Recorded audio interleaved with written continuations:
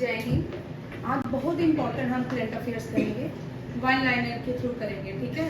सबसे पहले एक कंट्री यहाँ डिस्कस करेंगे इंडिया और उसके रिलेशन के साथ, ठीक है। ये कंट्री है रशिया।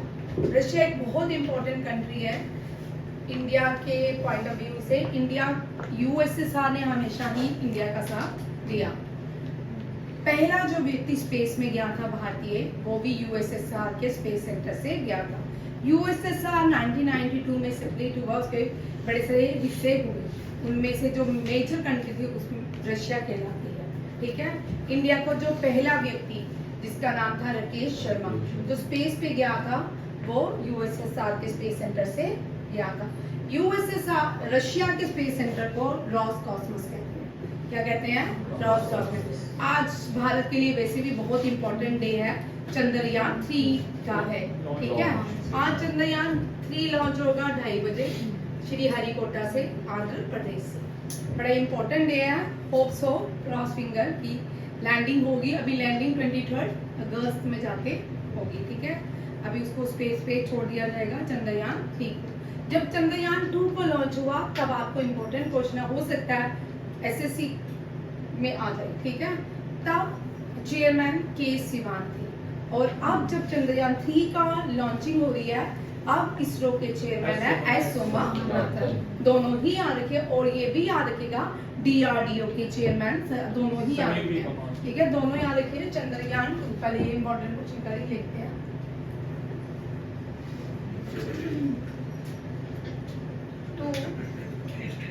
के टाइम चेयरमैन थे इसके इसरो के सिवन।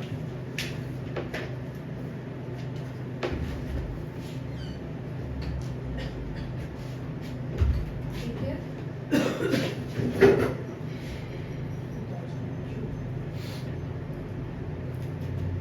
हमें आज बेस्ट ऑफ लक कहना चाहिए, है ना, अपने देश के लिए प्रेयर करनी चाहिए कि हम सक्सेसफुली लैंडिंग करें, ताकि चांद पे हमारा नाम हो।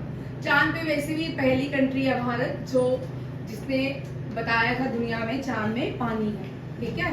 बड़े बड़े कार्टर्स दिखते हैं ना, उनके अंदर जो है क्या है, वाटर पाया धरती से भी दिखते हैं। जो इमेजेस दिखती है ना चांद की, वो कोई बंदे नहीं खड़े हैं वहाँ पे एलियंस भी रहते हैं, वो कार्टर्स, ठीक है।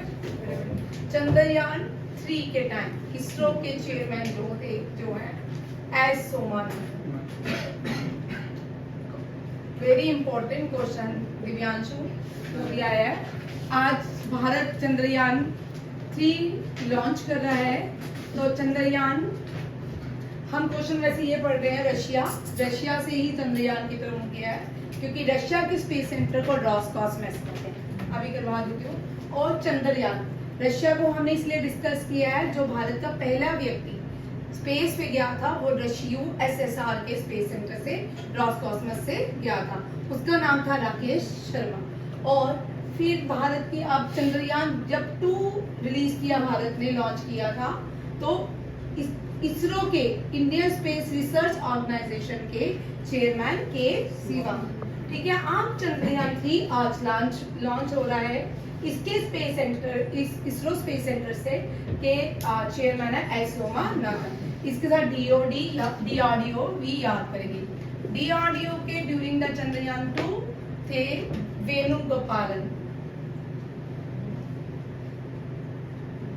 नहीं वेणुगोपालन थे, चेक करना एक मिनट, कौन थे प्रीवियसली आपके कामत है। डीआरडीओ रिसेंटली चेयरमैन है, करंट चेयरमैन है के कामन, मेरे को इसका करंट चेयरमैन है डीआरडीओ के कौन है? डीआरडीओ के चेयरमैन समीर कामत। पहले इससे पहले कौन थे? वेणुगोपालन ही थे, वो कंट्रोलर और वो अटॉर्नी जनरल ऑफ इंडिया थे वेणुगोपालन। स्किप हो गया माइंड से। अभी कहाँ, चलिए रशिया के स्पेस सेंटर को, कुछ कंट्रीज देखिए जिनके स्पेस सेंटर को अलग अलग नाम से जाना जाता है। डॉक्टर जी सतीश रेड्डी। हाँ, सतीश रेड्डी, ठीक है। जी सतीश रेड्डी नाम है इनका, जी सतीश रेड्डी, नाम भूल जाता है, ठीक है। आप देखिए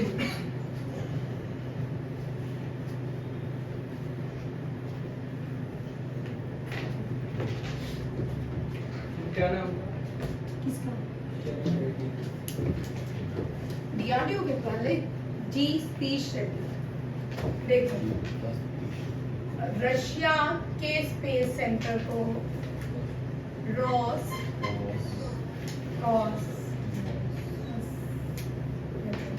ठीक है, भारत के स्पेस सेंटर को इसरो कहते हैं, चाइना के स्पेस सेंटर को चाइनीज नेशनल स्पेस सेंटर कहते हैं, फ्रांस के जापान करते हैं, जापान के स्पेस सेंटर को यूएसए के स्पेस सेंटर को नासा कहते हैं, ठीक है। पाकिस्तान हमारा प्यारा नेबर, पाकिस्तान हमारा ही मिट्टी है, ठीक है, हमारी मिट्टी हमारी है, ठीक है। तो पाकिस्तान का स्पेस सेंटर है स्पार्को। इसका इतिहास देखिए भाई, ये भारत से 10 जब आजाद हुआ था, भारत से 10 साल पहले बना था। इसकी डेवलपमेंट ज्यादा होनी चाहिए कंपैरेटिवली टू इंडिया। इतना टाइम ही नहीं यहाँ पे स्पेस पे रिसर्च पे बच्चों को लाए, टेक्नोलॉजी की तरफ लाए, ठीक है। छोटे छोटे वो 2.5 किलो के बॉम्ब जो होते हैं वो गिराने होते हैं, तो स्पेस पे काम कम होता है, ठीक है। बाद में यार रशिया जो है रॉसकॉस्मोस है, ठीक है। इंडिया के स्पेस सेंटर को इसरो कहा जाता है, चाइना के स्पेस सेंटर को सीएनएसए, और जब फ्रांस के स्पेस सेंटर को सीएनएक्स कहा जाता है, ठीक है। ये याद रखिएगा, ये फ्रांस एक बार चेक कर लीजिएगा, ठीक है। चाइना सीएनएक्स, ठीक है ना, ठीक है। जापान जेक्सा, ये बड़ा इंपॉर्टेंट क्वेश्चन है, आता है। ये जो क्वेश्चन होते हैं ना, ये स्टैटिक्स जीके का पार्ट होते हैं, बट ये एक क्वेश्चन गलती से आ ही जाता है, ठीक है। 100% आते हैं, ठीक है, किसी ना किसी एग्जाम में जरूर आएगा आप में से, पर ये याद करना है। और आपके सीडीएस के लिए बड़े इंपॉर्टेंट क्वेश्चन, ठीक है। Russia Roscosmos, India ISRO, China CNSA, Japan JAXA, USA NASA, Pakistan SUPARCO, France CNES. अब हम फर्स्ट क्वेश्चन जो आज हमारा है वो रशिया से है। India embassy ओयू Uttar Pradesh government ने रशिया में एक फेस्टिवल लॉन्च किया है, मैंगो फेस्टिवल, ठीक है। क्या लिखा है, फर्स्ट क्वेश्चन यही है। मिनिस्टर ऑफ स्टेट जो होते हैं कैबिनेट मिनिस्टर नहीं होते, ठीक है। स्टेट के मिनिस्टर की बात कर रहे हैं। कैबिनेट मिनिस्टर जो होते हैं सेंटर के होते हैं, वो पूरे देश को लुक आफ्टर करते हैं। हर उत्तर प्रदेश, और एक और इम्पोर्टेंट वर्ड याद रखिएगा, आपके एग्जाम में पूछ सकते हैं। कैबिनेट के हेड होते हैं प्राइम मिनिस्टर, कौंसिल मिनिस्टर के हेड होते हैं प्राइम मिनिस्टर, उसके अंदर जो टीम होती है उसको कैबिनेट मिनिस्टर कहा जाता है। कैबिनेट मिनिस्टर अपने आगे सबऑर्डिनेट्स रखते हैं, वो स्टेट मिनिस्टर्स होते हैं। बट अगर कुछ भी करप्शन होता है, कुछ भी कोई भी स्कीम, कुछ भी कोई भी काम फुलफिल नहीं होता, तो क्या होता है, हमेशा cabinet minister is answerable to head of the council of minister, prime minister को। स्टेट क्यों नहीं पूछेंगे, ठीक है। स्टेट मिनिस्ट्री में जो भी आएंगे वो आंसरेबल नहीं होंगे प्राइम मिनिस्टर के। कौन होगा, हमेशा ही cabinet minister is answerable to head of the council of the state. ये मैंगो फेस्टिवल मास्को में मनाया गया, और इस फेस्टिवल का नाम रखा गया आम रस, ठीक है। क्या रखा गया, आम रस। रशिया जिसकी कैपिटल मास्को है, फ्रेंसी डुबेल है प्रेसिडेंट। आप बहुत सारे लोग एडमायर भी होंगे, व्लादिमीर पुतिन को अपना आइडल भी मानते होंगे, ठीक है। खासकर जिम ट्रेनर वाले बच्चे ज्यादा मानते हैं, है नहीं। इतनी सारी उम्र में वो इतनी सारी एक्टिविटी करता है, ठंडे बर्फ के पानी में कूद जाता है, कमांडो प्रैक्टिस करता है, बहुत सारी। क्या नहीं है, ठीक है। मेरा कौन सा है, मैं एग्जांपल दे रही हूँ। इस उम्र में भी वो बहुत सारी एक्टिविटीज कहते हैं, ठीक है। देखिए इंडिया ये वो ऑर्गेनाइजेशन है जिसमें दो ऑर्गेनाइजेशन में रशिया की ये ऑर्गेनाइजेशन है जिसमें रशिया मेंबर है, एक्टिव मेंबर है।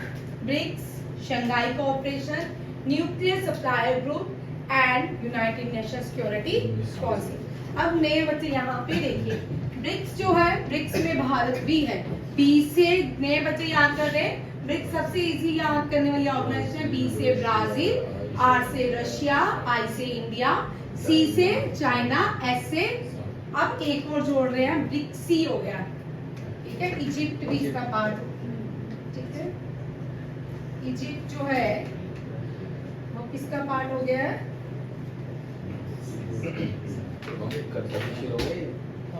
क्या भाई ऑफिशियल हो गया, ठीक है।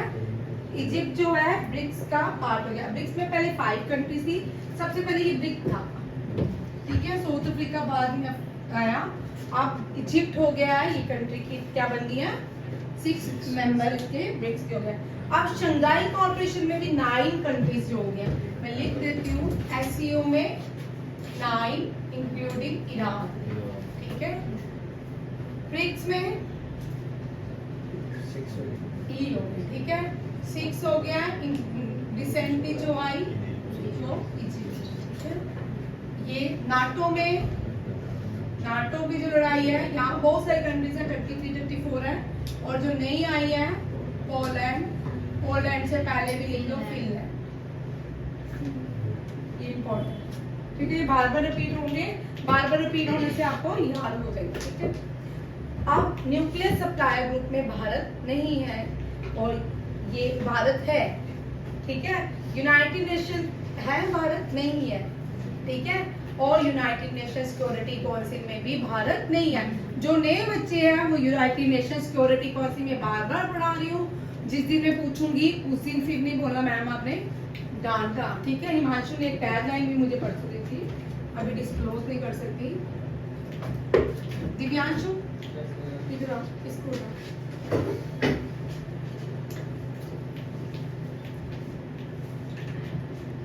देखो भाई एससीओ को देख लो, एससीओ क्या चीज है? SCO United Nation Security council का एक क्या है, ऑर्गन है। अब मैं नए बच्चों को फिर से समझा देती हूँ, याद हो जाएगा, ठीक है। यहाँ पे देखो हर्ष हो रहा, ठीक है।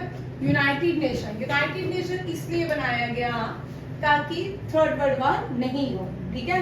पीस के लिए, मेंटेन पीस के लिए बनाया गया। फॉर्मेशन डे 24 अक्टूबर, ये बड़ी बार क्वेश्चन आता है, ठीक है। 1945, ठीक है। हेडक्वार्टर इसका न्यूयॉर्क, कहाँ पे है? न्यूयॉर्क, ठीक है। और इसकी कुछ ऑर्गन्स हैं और कुछ बॉडीज हैं, ठीक है। ऑर्गन्स में सबसे पहले यूनाइटेड नेशन जनरल असेंबली आता है, क्या आता है? यूनाइटेड नेशन जनरल असेंबली, ठीक है। बॉडीज इस आसम में WHO लिखा है, वर्ल्ड हेल्थ ऑर्गेनाइजेशन। फिर आता है यूनाइटेड नेशन सिक्योरिटी काउंसिल। अभी हमने क्वेश्चन किया सिक्योरिटी काउंसिल, अभी हमने क्वेश्चन किया सिक्योरिटी काउंसिल का, रशिया उसका मेंबर है, ठीक है। अब रशिया एक और G7 का मेंबर नहीं है, ठीक है।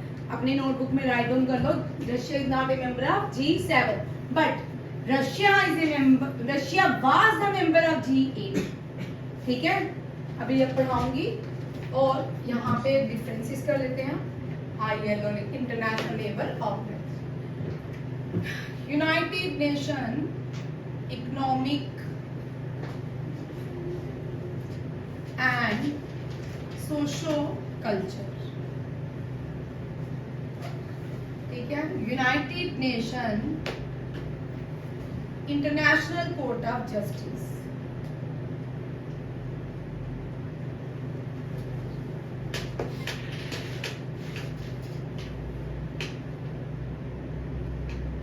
फिर आता है United nation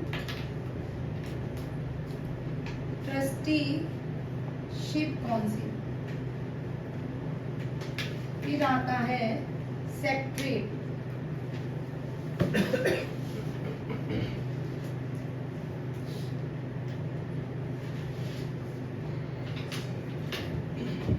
WHO, ILO, FAO, UNESCO and UNICEF।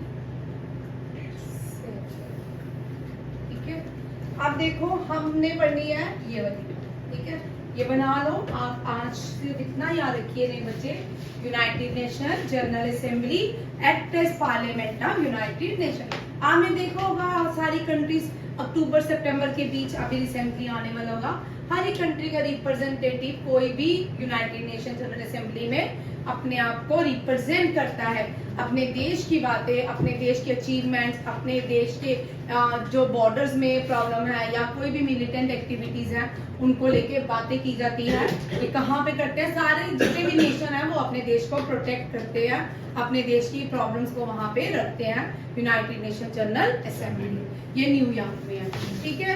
United Nation Security council, जब भारत आजाद हुआ तब यूनाइटेड नेशन ने एक भारत को पावर दी, उस पावर का नाम है वीटो पावर। उन्होंने भारत को कहा कि आप इसका मेंबर बन जाओ, बट हमारे प्यारे प्रधानमंत्री जवाहरलाल नेहरू ने कहा हमें तो जरूरत नहीं है इस तरह की पावर्स की, चाइना को दे दो, ठीक है। And then China become the member of United Nation Security Council from Asia, ठीक है।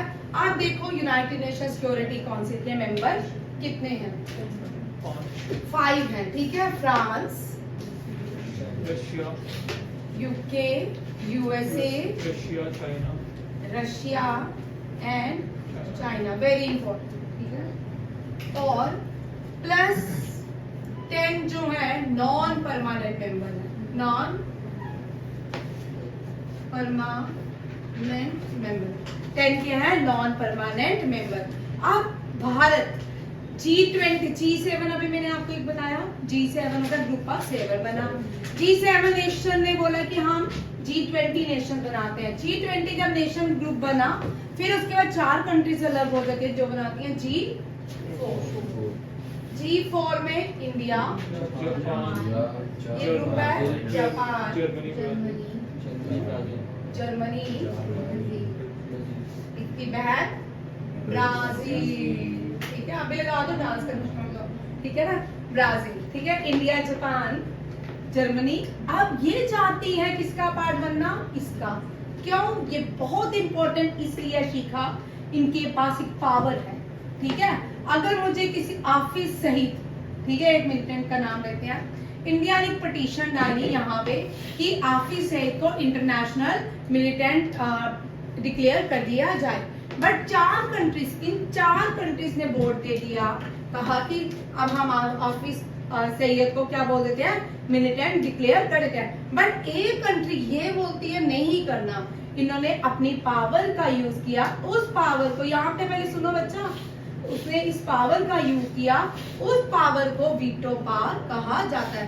वीटो पावर हर एक के पास एक होती है, कितनी होती है, 1 हर एक के पास। अगर कोई एक रिफ्यूज कर दे तो वो पिटीशन कैंसिल हो जाती है, ठीक है।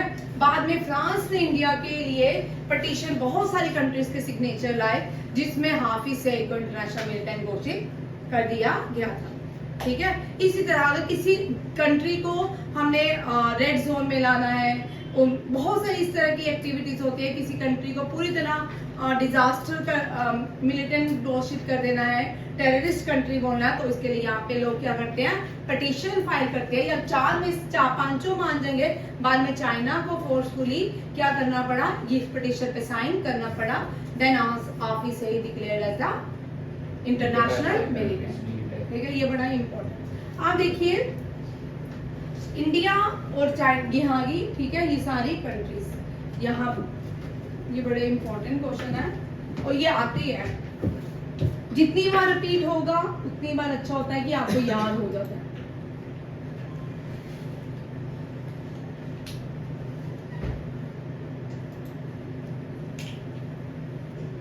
देखिए रशिया इंडिया की सबमरीन्स में इंडिया क्या, इंडिया जो इंडिया के पास अब अपनी 6, इस क्वेश्चन में आने से पहले बहुत सारे रिवीजन हो रही है भाई आपकी एनडीएस टीडीएस की, ठीक है।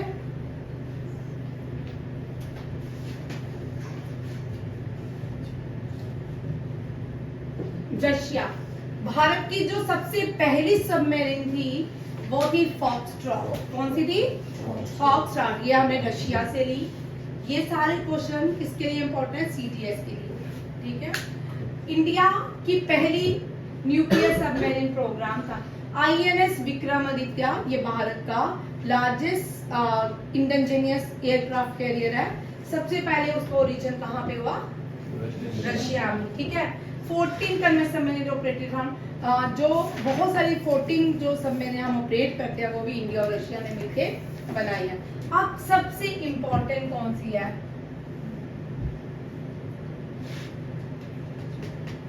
ब्रह्मोस, ठीक है। ये लार्जेस्ट क्या है? Largest supersonic missile of the world है ब्रह्मोस। किसके पास है? भारत के पास। भारत के पास है। भारत ने इंडिया और रशिया के साथ भारत ने इंडिया और रशिया के साथ मिलके बनाई है। भारत ने रशिया के साथ ब्रह्मा जो है ब्रह्मपुत्र है, वहां पे जो दूसरा नाम है ब्रह्मोस, वहां की नदी का नाम है, ठीक है। 2 नदियों के नाम पे ब्रह्मोस रखा गया, ठीक है। इंडिया और रशिया ने बनाई है। और इंडिया ने बहुत सारी चीजें हैं जो रशिया से लेता है। इंडिया लार्जेस्ट कंट्री है जो क्रूड ऑयल रशिया से बाय करता है, ठीक है। और बहुत सारी रशिया इंडिया को बहुत तरह की हेल्प प्रोवाइड करता है। और अगर आज जो हम स्पेस पे जा रहे हैं ना, 1996 में हम पावरफुल होंगे, ठीक है। आपने फिल्म देखी होगी नंबी नारायण, रशिया और यूएसए, ठीक है। कहीं ना कहीं इन दोनों कंट्रीज का हाथ है, इसकी वजह से आज लॉन्च हो रहा है, ठीक है। भारत 2000 में ही बहुत बड़े इंपॉर्टेंट स्पेस सेंटर का पार्ट बन जाता वर्ल्ड में। ये गेम छोड़ देते हैं इन पे। नेक्स्ट देखो, अब देखो अमित शाह ने इस मंथ में क्या क्या किया, ठीक है। वन लाइनर है। अमित शाह ने रिलीज किया 619 4.40 करोड़ 19 स्टेट्स के लिए डिजास्टर मैनेजमेंट। पहले हमने 8000 पढ़ा था एक स्टेट के लिए, अब 19 स्टेट्स, कितनी स्टेट्स आ गई है? 19 स्टेट्स के लिए कितना रिलीज दिया है डिजास्टर मैनेजमेंट फंड के लिए? 6194.40 crore. It is in rupees. इसमें है रुपीज में। अमित शाह ने, कल हमने पढ़ा, अक्षर रिवर क्रूज बनाए, साबरमती रिवर फ्रंट में बनाने की अनुमति दे दी है। Amit Shah home minister of India है, first home minister of India. अब थोड़ा सा आज अमित शाह को भी डिस्कस कर लेते हैं। अमित शाह को डिस्कस इसलिए करेंगे, अमित शाह के बिना बाहुबली की बात नहीं हो सकती, ठीक है। बाहुबली किसको कहा कह रही हूं मैं? सरदार पटेल, ठीक है। अमित शाह पढ़ने से पहले सरदार पटेल, सरदार पटेल कौन थे? First home minister of India, first home minister of India. Current home minister कौन है? करंट होम मिनिस्टर है अमित शाह। दोनों ही गुजराती हैं भाई, ठीक है। आज एसएससी के लिए जो टॉपिक रहेगा वो सरदार पटेल से रहेगा। कल हमने किया था आर्य समाज के फाउंडर, कोई तू नहीं आया था, सुन ले। हाँ, कल हमने आर्य समाज के फाउंडर महर्षि दयानंद के बारे में सुना था। महर्षि दयानंद सरस्वती, उनका नाम था दयानंद सरस्वती, फिर बाद में उनको लेटर नाम रखा गया महर्षि दयानंद सरस्वती। महर्षि उनका नाम इसलिए पड़ा क्योंकि वो फाउंडर थे आर्य समाज के। वो आइडल वर्शिप के अगेंस्ट थे। वो तारंतिका गुजरात में बॉर्न हुए थे, तारंतिका गुजरात में बॉर्न हुए थे और डाई हुए थे अजमेर राजस्थान में। वो डीएवी दयानंद एंग्लो वैदिक स्कूल के भी फाउंडर थे। और आर्य समाज की जो फाउंडेशन हुआ, very very important, SSC, CDS, NDA, ये वाले क्वेश्चन सब में आते हैं, ठीक है। और ये डीएवी स्कूल जो है ये भी इन्होंने बनाए थे। जब आर्य समाज की फाउंडेशन रखेगी ये गिरगांव, कौन सा गांव? गिरगांव महाराष्ट्र में रखेगी। कौन से गांव? गिरगांव महाराष्ट्र। अब पहले क्वेश्चन आते थे ना आर्य समाज कहाँ बना, बस अब आपको क्वेश्चन आएंगे आर्य समाज कहाँ बना, यहाँ बना, उसके किनारे कौन सी नदी थी, या वहां से कोई फ्रीडम फाइटर निकल के आया। ठीक है, इस तरह के क्वेश्चन रेनेसेंस पीरियड के ये बड़े इंपॉर्टेंट कौन थे? पर्सन थे, फ्रीडम फाइटर भी थे। और महर्षि दयानंद ने पहला डीएवी स्कूल जो है लाहौर पाकिस्तान, जिसको आज हम कहते हैं, वहां पे खोला। लाहौर पाकिस्तान में पहला डीएवी के हेडमास्टर थे महात्मा हंसराज। महात्मा हंसराज बड़ा इंपॉर्टेंट क्वेश्चन है। ठीक है, हाँ इंग्लिश पढ़ाते थे। महात्मा हंसराज। उसके बाद आता है ये वैदिक लिटरेचर को इम्पोर्टेंस देते थे ना, नीदर ये उपनिषेदास और पुराना की बातें नहीं करते थे। इनका मानना था चार जो वेदास हैं भारत के, ऋग्वेदा, साम एंड यजुर एंड अथर्व वेदा, ये क्या है? इम्पोर्टेंट है, अनकरप्टेड है, इनके बीच कोई भी क्या था, इनके साथ कुछ चेंजेस नहीं किए गए भाई। जैसे है ना ऋग्वेदा वो वैसे ही है। ठीक है, जैसे हम गीता पढ़ते हैं, कोई एक बंदा उठ के गीता लिखता है, कोई दूसरा बंदा लिखता है। ठीक है ना, ज्यादातर भारत में जो गीता पढ़ जाती है वो गोरखपुर गीता पढ़ी जाती है। गोरखपुर से जो रिलीज होती है उत्तर प्रदेश में, पब्लिशिंग हाउस है गोरखपुर में, गीता एक्सप्रेस उसका नाम है। क्या? गीता प्रेस पूरे हाँ वही बोल रही हूँ ना, मैंने नहीं बोला एक्सप्रेस। गीता एक्सप्रेस जो गोरखपुर में है उसका, उसी की हम गीता पढ़ते हैं। बाद में बड़ी सारी संस्थाएं, ऑर्गेनाइजेशन वो अपनी अपनी गीता रिलीज करती रहती हैं और वो उस गीता से मेल नहीं खाती है। बट जो वेदास हैं, वेदास के साथ कोई भी करप्शन नहीं है। ठीक है, महर्षि दयानंद ने एक स्लोगन दिया था, back to Vedas, back to Veda. Maharshi Dayanand ने टर्म पहली बार स्वराज टर्म का यूज किया था। इसके बाद बाल गंगाधर तिलक ने किया था, उसके बाद जेएल नेहरू ने किया था। स्वराज महात्मा दयानंद सरस्वती के अकॉर्डिंग स्वराज का मतलब है इंडिया फॉर इंडियंस। इन्होंने एक बुक लिखी थी, बड़े सारे लोग पढ़ते भी हैं, Satyarth Prakash. Very important book, बहुत बार एग्जाम में आती है, लिख लो सत्यार्थ प्रकाश। इतनी बार एग्जाम में आती है, 3 क्वेश्चन इनके मेजर हैं। सत्यार्थ प्रकाश आती है, बैक टू वेदास आती है, टर्म स्वराज भी लिख लो। ठीक है, और डीएवी स्कूल पहला खोला गया और आर्य समाज की फाउंडेशन कहाँ पे रखी गई। आज हम आते हैं सरदार पटेल। क्या? हाँ, अमित शाह को याद किया तो इससे पहले हम डिस्कस करेंगे हमारे एसएससी के लिए इंपॉर्टेंट क्वेश्चन है, और एनडीए, सीडीएस, रेस्ट आता जितने भी कॉम्पिटिटिव एग्जाम है उनके लिए भी इंपॉर्टेंट है। सरदार पटेल कौन है? ठीक है, Sardar Patel India first home minister, advocate. ठीक है, एडवोकेट। जब ये एडवोकेट थे, गुजरात में बॉर्न हुए थे, तब एक मूवमेंट हुई। क्या हुई? मूवमेंट। उस मूवमेंट का नाम है बरडोली मूवमेंट। ठीक है, ये बड़ी अच्छी मूवमेंट है, आप पढ़ सकते हो। ये मूवमेंट जो थी किसानों के लिए थी। किसके लिए थी?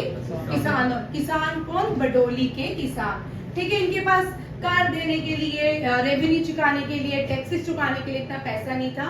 तो सरदार पटेल को खबर पहुंचती है, तो ये यहाँ पे बहुत अच्छी स्कीम इम्प्लीमेंट करते हैं, जिससे क्या हुआ, अंग्रेज इतने थक जाते हैं कि इस मूवमेंट भूल ही वहां से भाग ही जाते हैं बिना टैक्स लिए। ठीक है, जिस दिन अंग्रेज क्या करते थे, एक का नाम ए है, आज ए के घर जाना, हमने टैक्सेस ले ली। तो वो जब टैक्स लेने जाते थे तो उस घर में सरदार पटेल ने अपने स्पाई भी छोड़े हुए थे, कुछ लोग भी छोड़े हुए थे। तो वो जब उस घर में जाते थे ताला होता था, फिर वापिस आते, फिर दूसरे दिन ताला होता था, तीसरे दिन, इसी तरह जिसका नाम आता था हर उसी के घर ताला होता था। फिर क्या हुआ कि अंग्रेज इतने थक गए, पूरे के पूरे गांव के लोगों को, उनको टैक्स माफ करना पड़ा। और बरडोली मूवमेंट में सरदार पटेल मतलब कि बहुत फेमस हो गए। बरडोली मूवमेंट में इनको सरदार का टाइटल दिया गया। क्या टाइटल दिया गया? टाइटल जो है सरदार। अब सरदार टाइटल इनको पटेल को किसने दिया? महात्मा गांधी। किसने दिया? एम.के. गांधी। ये दोनों ही गुजराती हैं, ठीक है, महात्मा गांधी। अब सरदार पटेल जो है, जब देश आजाद हुआ, ठीक है, देश आजाद होने में और भारत बनाने में अंतर था। तब भारत नहीं था, ठीक है, अलग अलग सियासत रियासतें थी, अलग अलग रियासतों के अपने हेड थे अमन, ठीक है, उन रियासतों में सब क्या थे, हेड थे, बटे हुए थे। भारत बहुत ही 500 से ज्यादा रियासतों में बटे। जब ब्रिटिशर्स गए, उन्होंने बोला हमने पाकिस्तान तो बना दिया, अब तुम्हारी मर्जी, तुमने भारत के साथ रहना है कि अपनी अपनी रियासतें बनाने। सपोज करो अगर एक एक रियासत, यूपी अलग कंट्री होती, उत्तराखंड अलग होती, बिहार अलग होता, ठीक है, महाराष्ट्र अलग होता, सारे अलग अलग कंट्रीज को जोड़ा। किसने जोड़ा? बिस्मार्क ऑफ इंडिया ने। किसने जोड़ा? अभी आ रही हूँ। Bismarck of India. इस टाइम जब उन्होंने भारत की यूनिफिकेशन की, तो उनका नाम बिस्मार्क ऑफ इंडिया रखा गया। Very important, Bismarck of India कहा जाता है। आयरन मैन पे भी आ रही हूँ, पहले बिस्मार्क की स्टोरी सुन ले। बिस्मार्क क्यों कहा जाता है? बिस्मार्क इसलिए इनको कहा जाता है, जर्मनी को जोड़ने वाला, जर्मनी एक देश बनाने वाला ऑटोमन बिस्मार्क था, उन्हीं के नाम पे ये बिस्मार्क, इनको एक टाइटल दिया गया, क्या रखा गया? Bismarck of India. इनको आयरन मैन ऑफ इंडिया भी कहा जाता है। जब इन्होंने जूनागढ़ को भारत में मिलाया, तब इनको टाइटल दिया गया आयरन मैन ऑफ इंडिया।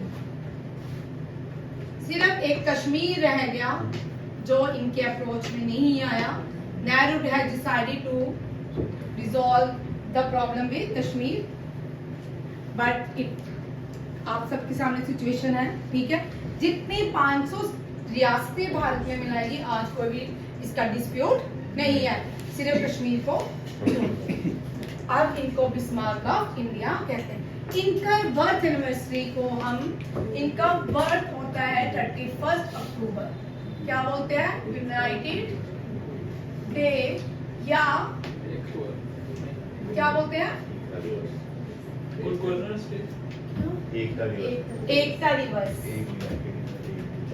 एकता दिवस।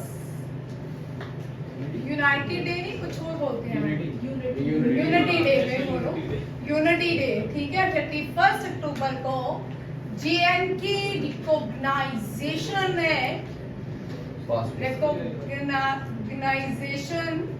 Act 2019 was enforced on Sardar Patel birth anniversary. इनको सम्मानित करने के लिए ये दिन चुना गया। JNK रिकॉग्नाइजेशन एक्ट जो है यूटी बनाया गया, इनके बर्थ एनिवर्सरी में बनाया गया। सरदार पटेल का दुनिया का सबसे largest statue in the world, very very important question, इतनी बार SSC में आता है। लार्जेस्ट जो स्टैचू है, पहले तो हम स्टैचू सुनते थे, कौन सा largest statue in the world है? स्टैचू ऑफ लिबर्टी, कौन सा था?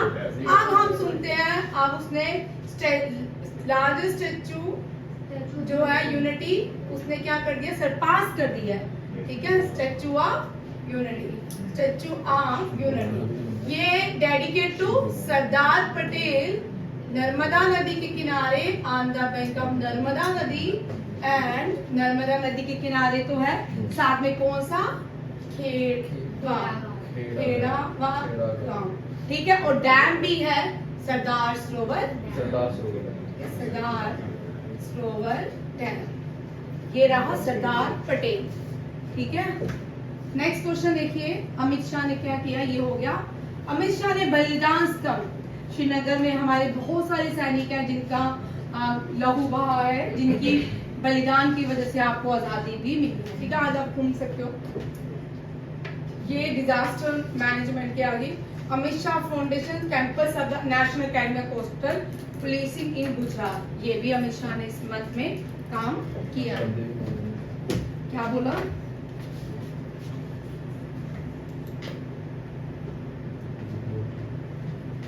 ये फर्स्ट ट्रांसजेंडर वुमन है, रिकी कोल, ठीक है। ये पहली मिस यूनिवर्स बनी है Netherlands, women to be Miss Universe Netherlands. Very important question, किसी ना एक क्वेश्चन में एग्जाम।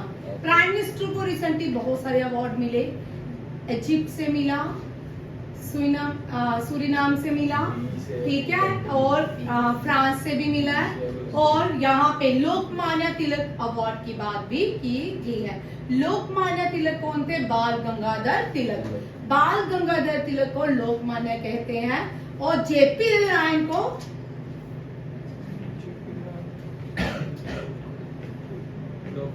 लोकायुक्त, है ना, लोकायुक्त वो नहीं होता, ठीक है। महामना बोलते हैं, महामना किसको बोलते हैं? लोकनायक किसको बोलते हैं? लोकनायक इनको लोकमान्य बोलते हैं, वेरी गुड। लोकमान्य बोलते हैं बाल गंगाधर तिलक को, लोकनायक बोलते हैं जेपी नारायण को, और महामना किसको बोलते हैं? तीनों क्वेश्चन लिखो भाई, कल आपके एसएससी में आने वाले क्वेश्चन है ये। महामना बोलते हैं मदन मोहन मालवीय को। Madan Mohan Malviya founder of Banaras Hindu university, JP Narayan Loknayak and बाल गंगाधर तिलक लोकमान्य।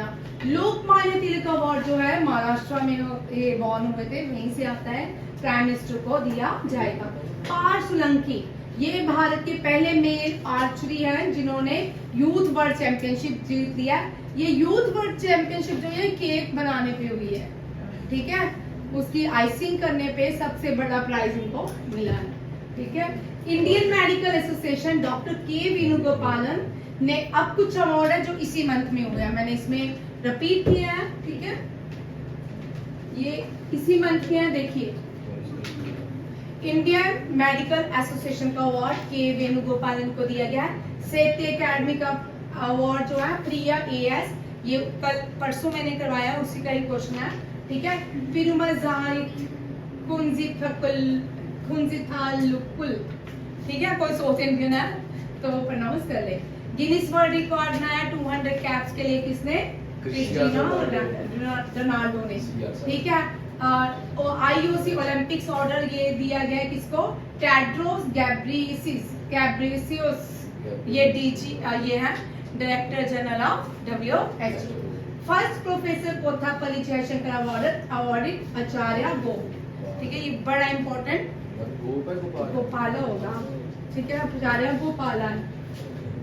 नेक्स्ट देखो, प्रवीण कुमार जो है इन्होंने अपनी एंट्री कर दी है किसमें?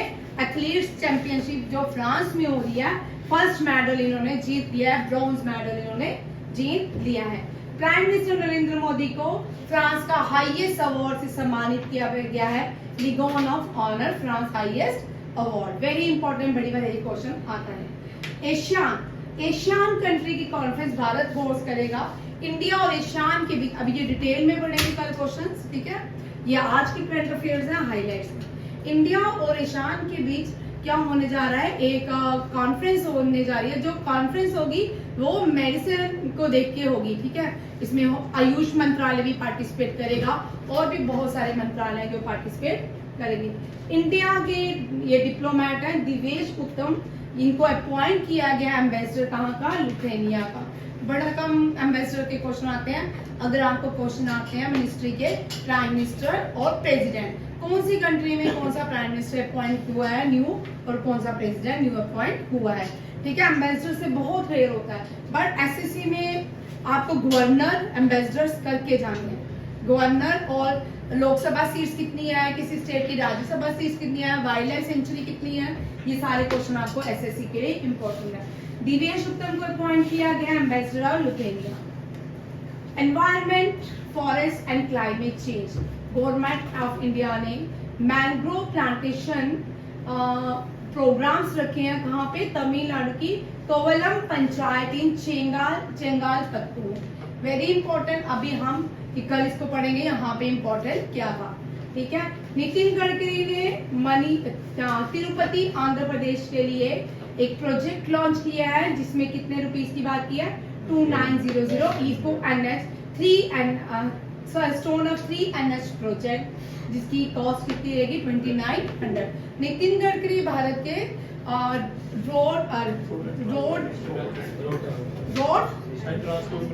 Road and transport minister, ship and waterway minister है सोनावाला। कौन है? सोनावाला। सिविल एविएशन मिनिस्टर है ज्योतिरादित्य सिंधिया, ठीक है। रेलवे मिनिस्टर है अश्विनी वैष्णवी। ये चारों मिनिस्ट्री आई रेलवे की अश्विनी वैष्णवी, और शिप एंड ट्रांसपोर्ट की, वाटर एंड ट्रांसपोर्ट की सर्बानंदा सोनावाला, रोड की Nitin Gadkari and civil aviation minister है ज्योतिरादित्य सिंधिया। अनुराग ठाकुर ने हीरो कप को अनवील कर दिया गया है, उसमें कंपेनिंग, और अनुराग ठाकुर जो है ये ब्रॉडकास्टिंग इंफॉर्मेशन मिनिस्टर है plus sports minister of India कहलाते हैं। इन्होंने कंपेनिंग लॉन्च किया है, उस कंपेनिंग का नाम है पास द बॉल। क्या है? Pass the ball. और ये जो हीरो कप होगा Major Dhyanchand National Stadium New Delhi में किया जाएगा, खेला जाएगा। अब इंडिया और यूएस के बीच एक ऑपरेशन लॉन्च हुआ है। ये जो ऑपरेशन है ये किसके लिए? ये ऑपरेशन बड़ा इंपॉर्टेंट ऑपरेशन है।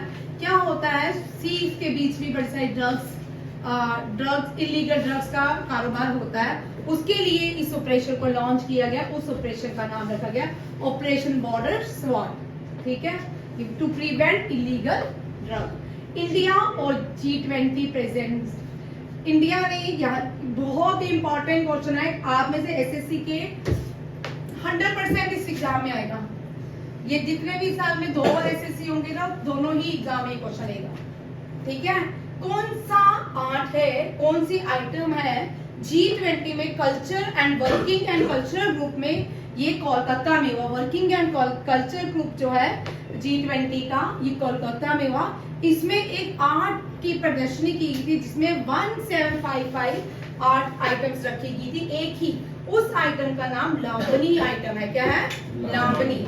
याद रखिएगा, very very important for SSC exam, SSC, CGL, CHSL, ठीक है। आगे एनडीए सीडीएस में उसके बाद का रैंकिंग आता है, ठीक, बट आता है, ठीक है, वेरी इंपॉर्टेंट। नेक्स्ट देखिए, 4 इंडियन ओरिजिनल लीडर है जो लड़कियां हैं।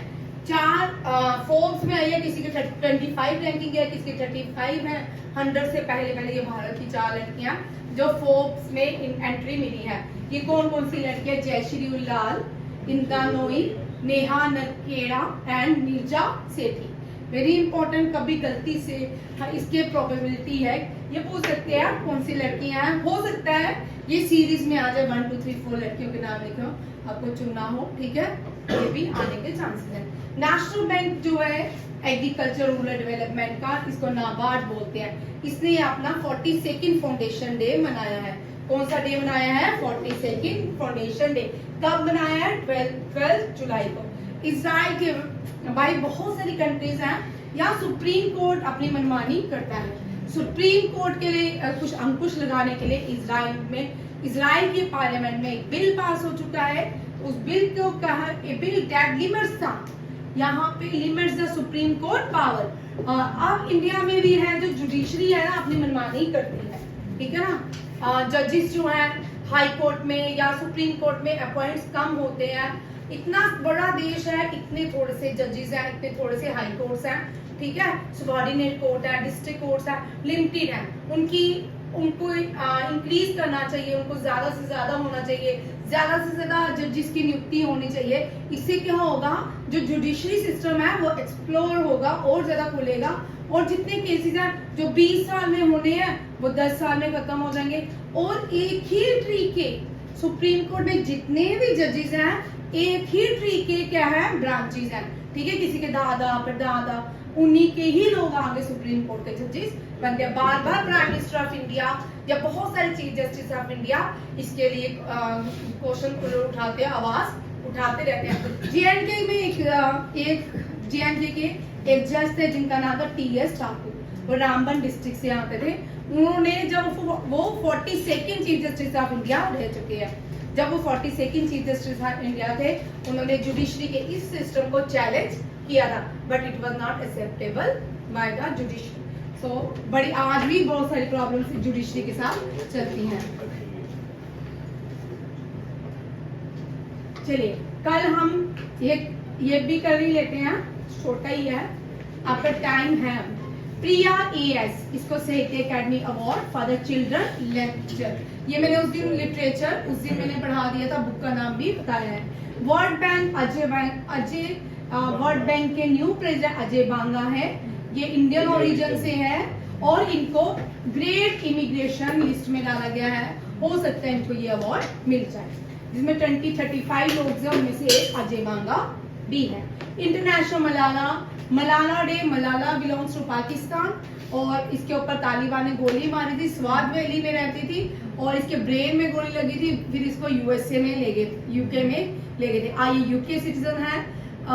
ये भी बड़ी कंट्रोवर्शियल में रहती है, कभी बोलती है निकाह नहीं करना चाहिए, कभी करना चाहिए, ठीक है। यूके में भी इसको एक बड़ी सारी गेम्स होती हैं, ये सारी आपसे हम सबकी बीच से बाहर है।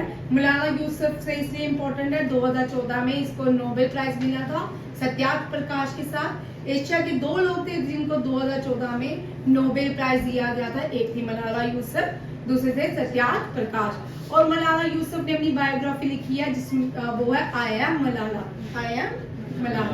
ठीक है।